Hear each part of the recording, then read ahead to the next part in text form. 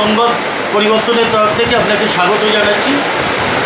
যেভাবে বিকাশ ভবনের সামনে যোগ্য শিক্ষক চাকরি প্রার্থীরা আক্ষেপের সঙ্গে বলছে সকালে লাঠি বিকেলে লাঠি, কি বলবেন আজকে? কোথায় চলেছে বাংলা? তাহলে আপনাদের সংবাদ মাধ্যমকে আমি ধন্যবাদ জানাই। দেখুন, এটা হচ্ছে আজকে পশ্চিমবাংলার লজ্জা।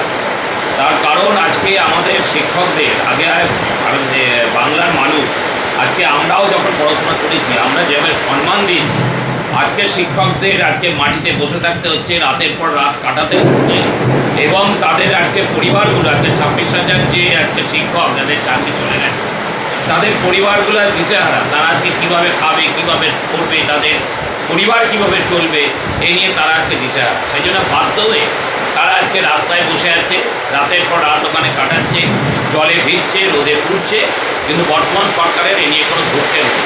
সবচেয়ে আশ্চর্যের ব্যাপার যে সেদিন যেভাবে পুলিশ লাঠিপেটা করেছে, আজকে আমি অনেক মহিলাকে দেখেছি তারা পর্যন্ত আজকে তাদের মাথা ফাটিয়ে দেওয়া হয়েছে।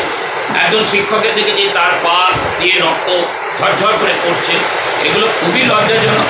আজকে এটা সত্যি আজকে বাংলার এটা লজ্জা, এবং ভারতবর্ষের কাছে বাংলার যে মান সম্মান, শিক্ষকদের মান সম্মান আজকে তৃণমূল কংগ্রেস যেভাবে মাটিতে লুটিয়ে দিয়েছে, এটাকে সহ্য করা যায়। আমরা এর তীব্র প্রতিবাদ। তো আপনি কি বলবেন, যেখানে দেখা গেছে সব্যসাচী দত্তকে ওখানে দেখা গেছে এবং তাদের আর্মাদ বাহিনী যেভাবে তাদের উপরে অকথ্য লাঠি চার্জ করেছে এবং সাংবাদিক বিদ্রোহ করেছে, কি বলবেন আপনারা? এটা তো ঘটনায় আজকে ওরা চাইছে আজকে পুলিশের সাথে আজকে সমস্ত তৃণমূলের গুন্ডারাও গিয়ে তাদের উপর অত্যাচার করছে, তাদেরকে কাজে লাগিয়ে দেওয়া হচ্ছে, যারা সিভিক ভলেন্টিয়ার আছে তাদেরকে লাগিয়ে দেওয়া হচ্ছে। আজকে এইভাবে গণতন্ত্রকে হত্যা করছে আজকে তৃণমূল কংগ্রেস। এভাবে গণতন্ত্রকে হত্যা করা যায় না। আজকে বারে বারে এই ঘটনা ঘটছে, সেদিনকেও এইরকম ঘটনাই ঘটেছে। আমরা সেটা চাক্ষুষ দেখেছি, এবং ওখানকার শিক্ষকরাও স্বীকার করেছে যেখানে অনেক পুলিশ ছিল না, যারা এখানে তৃণমূলের গুন্ডা বাহিনী তাদের অত্যাচার করছে।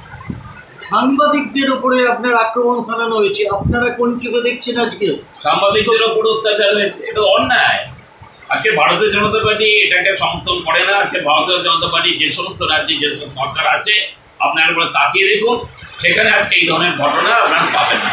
সেখানে আমরা সাংবাদিকদেরও সম্মান জানাই, শিক্ষকদের তো সম্মানের কথাই নেই, আমরা যথেষ্ট সম্মান জানাই। একদিকে বলা হচ্ছে গণতন্ত্রের চতুর্থ স্তম্ভ, অন্যদিকে দেখা যাচ্ছে আপনার এইভাবে তাদেরকে আঘাত করা হচ্ছে, কি নজরে দেখছেন? তাহলে ওইটাই তো একই তো কথা। আপনার আজকে গণতন্ত্র আমাদের নেই তো। আজকে শিক্ষক সমাজকে আজকে যেভাবে অবহেলিত হতে হচ্ছে, তাদের আজকে যেভাবে নির্যাতিত হতে হচ্ছে, তাদের যেভাবে আজকে তাদের জীবন আজকে শেষের দিকে, এটা খুবই অন্যায়।